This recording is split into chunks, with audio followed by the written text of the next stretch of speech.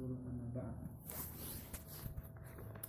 Dan kemudian ikhwan, di dalam wudu itu dia ada syarat dan farad dan furud. Ada syarat-syaratnya, ada syurutnya dan ada furudnya. Adapun syarat-syarat dalam wudu itu ada 8 dari syarat tersebut. Ada 8 dari syarat-syarat wudu itu sah. Yang pertama, al-Islam. Yang pertama, seseorang yang mau berwudu itu dia harus muslim. Ya, harus dia muslim, karena Allah tidak menerima amalan selain daripada muslim. Allah mengatakan wa may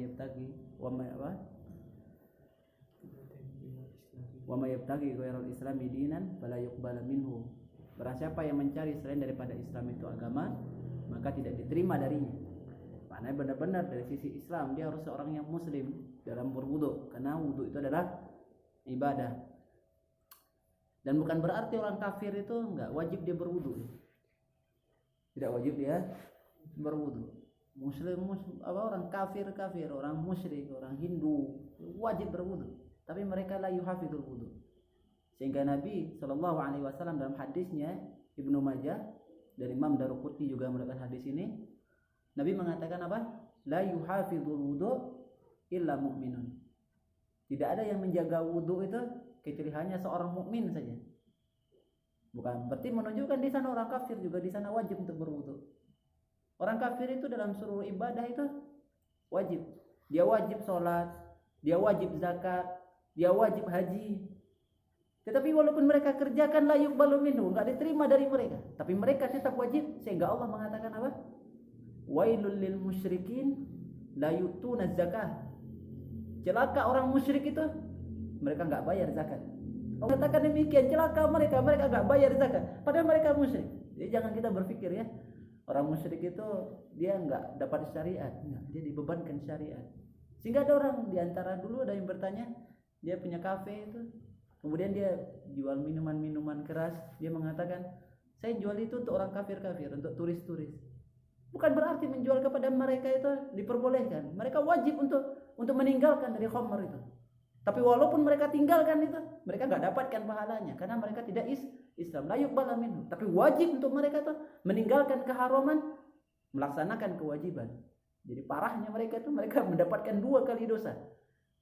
Mereka diazab karena kekafiran dan mereka diazab karena meninggalkan amalan. Sehingga Allah mengatakan apa kepada mereka? Masalakakum fi saqar. Apa yang mengantarkan kalian kepada neraka saqar? Apa yang mengantarkan kalian bisa memasukkan kalian ke dalam neraka saqar? Mereka mengatakan apa yang pertama? Qalu lam nakum minal musallin wa lam nakun nut'imul miskin wa kunna nakhudu ma'al khaidin hatta atana al-yaqin. Lam nakum minal musallin, kami enggak salat. Wa lam nakun nut'imul miskin, kami enggak kasih orang miskin itu makan, kami enggak membayar zakat kami. Wa kunna nakhudu ma'al khaidin, dan kami itu bergurau-gurau dengan orang-orang yang juga bergurau-gurau juga. Hatta atana al-yaqin, sampai datang kepada kami al-yaqin. Al-yaqin al-maut, kematian dia datang. Dia beralasan dengan apa? Kami enggak salat, kami enggak tunaikan kewajiban-kewajiban yang Allah wajibkan. Ini orang musyrik itu parah sekali. Sudahlah dia kafir, diazab kekal dalam neraka, ditambah azabnya karena tidak mengerjakan sama sekali kewajiban yang Allah wajibkan. Makanya barakallahu istiqomah dalam Islam itu susah ya. Ada berapa di dalam pembatal keislaman yang ijma' para ulama padanya? Ada 10. Terkadang kita apa? Membenci syariat. Hal-hal yang di sana mengeluarkan kita daripada Islam, terkadang kita enggak sadar. Kemudian kita bergurau-gurau dengan syariat. Mengejek-ngejek syariat kan, bergurau-gurau dengannya. Wa in kana hazilan aw amidan, kata Syekh Fauzan, mau dia itu hazil, mau dia itu bergurau-gurau enggak sengaja, atau dia secara sengaja bermain-main dengan syariat itu, keluar dia daripada Islam. Nah, sehingga di sana wudu ini barakallahu fik, perkara yang di sana kata para ulama benar-benar membersihkan seorang mukmin itu dari 2 perkara. Dia membersihkan zahirnya. Setiap kali dia berwudu, kata Nabi sallallahu alaihi wasallam, fatahattat anhu as-sayyi'ah ma'a akhir qatril ma'i.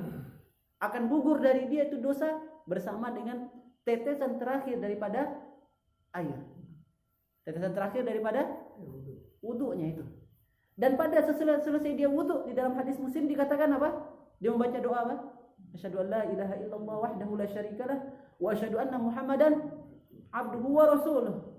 Ini kata beliau ini membersihkan daripada maafkan nafi batin. Apa yang ada di dalam batinnya itu. Memurnikan kembali keislamannya, memurnikan kembali keislamannya. Sehingga wudu itu barakallahu fi benar-benar sangat hebat bagi seorang hamba. Tapi bagi seorang muslim ya. Sehingga seorang muslim itu. Ini syarat pertama dari wudu, dia harus muslim. Orang kafir kalau wudu itu enggak diterima dia sebagai ibadah. Dan yang kedua itu niat. Dia berniat dalam wudunya. Dan sebagaimana niat itu kita sudah bahas, dia membedakan antara satu amalan dengan amalan yang lain. Sehingga niat itu kalau dia mau sholat, maka dia berwudu untuk sholat. Emang ada wudu enggak untuk sholat?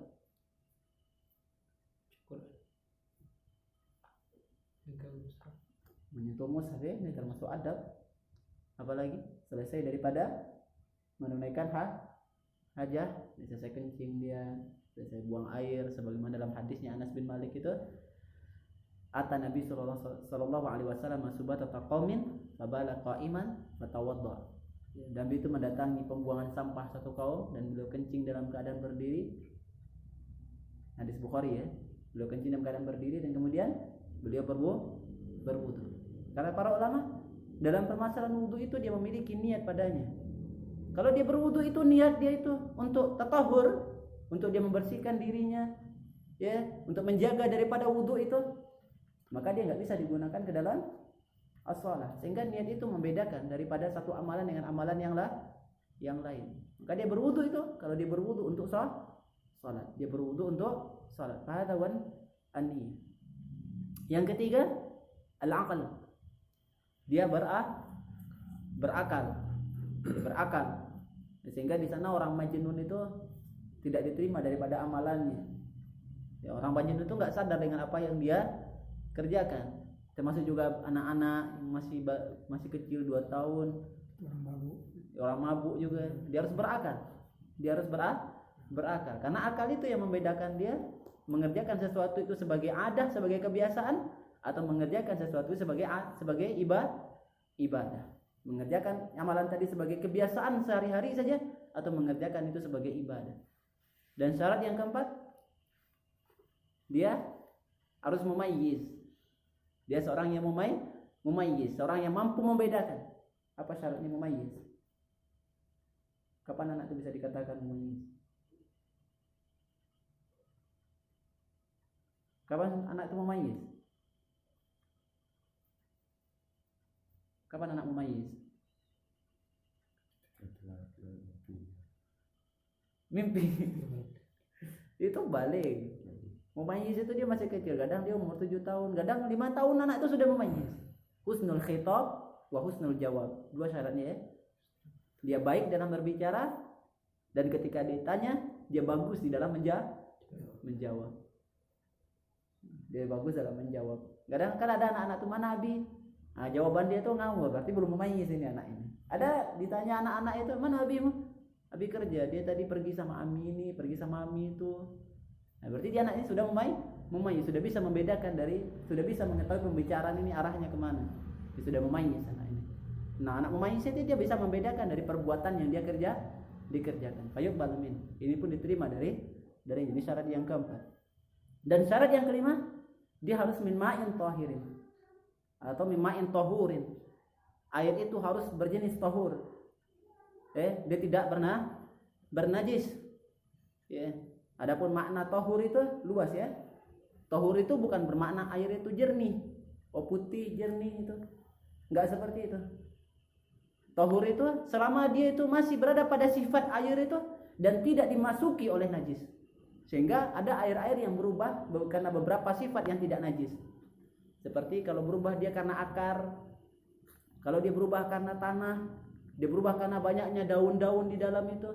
Ini air ini masih dalam keadaan tahur, bisa digunakan untuk bersuci. Karena atau dia terkena sabun misalnya, ini masih bisa digunakan untuk bersuci. Karena Allah Subhanahu wa taala mengatakan dalam ayatnya apa? Fa illam tajidu ma'an. Fa illam tajidu ma'an. Ini dalam lafadznya apa? Dalam lafadznya ma'an itu bersifat nakirah dan sebelumnya dengan siyak an-nahi, siyak nafi. Kalau datang nakirah dengan siyak nafi itu, maka dia bermakna umum. Apapun airnya, selama tidak masuk kepada dia najis. Mau dia itu air dari akar misalnya. Kita pergi ke Pekanbaru, tidak ada air dari PDAM. Adanya air apa namanya itu? Air gambut. Adanya air gambut saja. Apakah boleh? Boleh. Kemudian kita dalam safar misalnya ada air itu yang sudah bercampur dengan tanah. Ya, bawah air itu berwarna mungkin coklat karena bercampur dengan tanah di bawahnya, seperti air keruh itu. Kalau air lagi pasang, itu air itu jadi kuning kan? Apakah boleh digunakan? Pada jaizun bih, ini diperbolehkan. Karena dia tidak pernah bernajis dan dia masih berada pada sifat air tersebut. Dia masih berada pada sifat air tersebut. Air itu tahur dan seluruhnya bersifat tahur yang tercampur dengan perkara yang masih tahur juga, ini masih diperbolehkan. Sehingga Nabi mengatakan apa? Al-ma'u tahurun la yunajjisuhu syai'un. Air itu tahur, tidak ada yang menjadikan dia najis sedikit pun. Kecuali kalau dia mughalabah ala najis. Kalau dia terkalahkan dengan najis, seperti spiteng. Spiteng masih ada airnya, tapi dia terkalahkan dengan najis, berubah baunya dengan bau najis, berubah warnanya dengan warna najis, atau rasa dia itu dengan rasa najis. Tapi harus spiteng jangan dicicipi ya. Cukup dilihat saja orang lebih. Nanti tiga syaratnya harus berubah, harus baunya, rasanya apakah rasanya sudah dengan baunya saja kita sudah tahu bahwasanya dia itu sudah berubah. Ini yang ketiga, air itu tahur. Syarat yang keempat, syarat yang berapa? Yang keenam. Ya, 7 syaratnya ya. Syarat yang keenam itu air yang di sana didapatkan dari perkara yang mubah. Air itu mubah. Laisa min maghsubin. Bukan air yang di sana dicuri. Enggak ada air kemudian mau berwudu dicuri air. Fadza la yajuz. Ini enggak diperbolehkan dan wudunya itu enggak sah.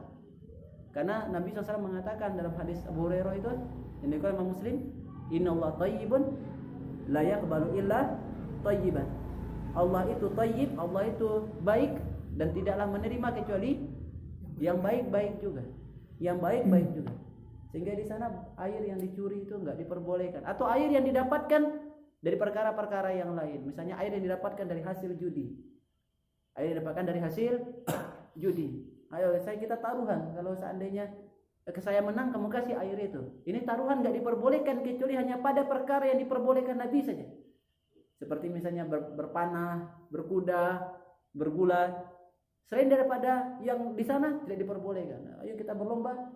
Nah, kalau saya menang, air itu untuk saya. Ini judi ya. Air yang didapatkan hasil judi enggak diperbolehkan juga. Jadi enggak diperbolehkan.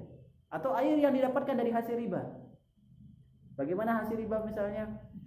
Oh, kamu sudah memberi saya dulu uang, saya belikan sumur, dan kemudian saya berikan manfaat dari air ini. Nah, ini enggak diperbolehkan ya dengan pinjaman seperti itu. Ya. Sehingga air itu harus mubah, didapatkan dari hasil yang mubah. Ya, kalau enggak ada air bagaimana? Ada air di mata saya tapi bukan air saya. Ya, fatayammamu su'idan thayyiban. Bertayamumlah dengan tanah yang baik. Tidak digunakan air-air yang di sana didapatkan dari hasil-hasil yang haram. Dan yang ketujuh, dia harus al-istinja. Dia harus beristinja dalam wudu. Tapi istinja ini bukan berarti setiap kita wudu itu istinja ya. Setiap wudu istinja, sewudu istinja. Nah, istinja ini berkaitan dengan hadas. Berkaitan kalau kita misalnya baul, kita buang air kencing, atau kemudian kita buang air besar. Ini perkara ini perkara itu baru butuh kepada istinja. Tapi kalau hanya batal karena kentut saja, ini enggak butuh kepada istinja. Atau sebagian kaum muslimin itu berpemahaman, dan ini pemahaman Imam Abu Hanifah ya, yang dipakai oleh yang masyarakat itu memakai pemahaman Imam Abu Hanifah, setiap berwudu itu istinja. Jadi kalau mereka mau berwudu itu mereka masuk dulu ke WC, mereka istinja walaupun mereka enggak kencing, kemudian baru mereka berwudu. Akan tapi pemahaman ini lemah karena di sana tidaklah diajarkan di sana. Nabi Allah SWT yang mengatakan kalau kalian berdiri kepada salat faghsilu wujuhakum, tidak memulai dengan istinja, Ini enggak masuk perkara. Tapi kalau dia memang berhadas itu baru. sebagaimana dalam hadisnya Ali bin Abi Thalib itu dia berhadas. Yaitu apa? Kata Ali bin Abi Thalib itu bahwasanya beliau itu orang yang bermazi, ya. Dia senantiasa keluar mazi.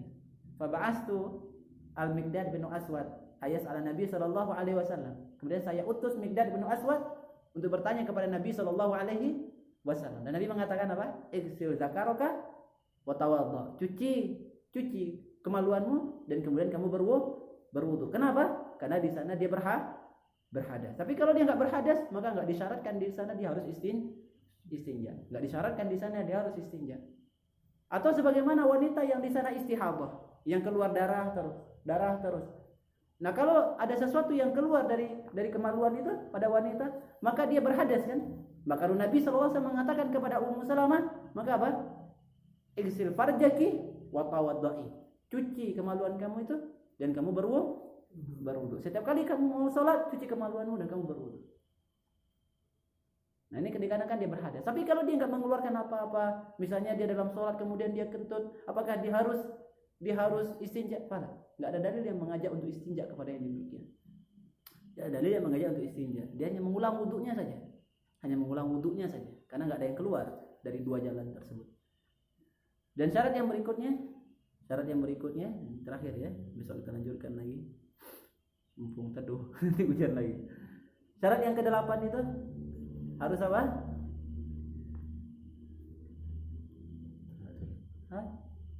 Sebentar bicara tuh langsung hilang. Sesudah dia jejak yang ke-8 itu Allahumma salah. Oh iya, harus pulang berarti. Kalau insyaallah dan kita lanjutkan pada pertemuan berikutnya. Tapi 7 tadi itu. Udah 7? Udah 7. Apa tadi? Al-Islam, wan niyah, wal aql, wa tamyiz. Kemudian tahuran, kemudian ma'an mubahan, air yang mubah, kemudian al-istinja. Tayyib barakallahu. Insyaallah awalan. Subhanakallah wa bihamdika la ilaha illa anta astaghfiruka wa atubu ilaik. Rahimakumullah. Ya, jangan curi-curi air orang untuk berwudu ya. Kalau enggak dibolehkan sama orang, enggak usah berwudu. Kayak mau saya.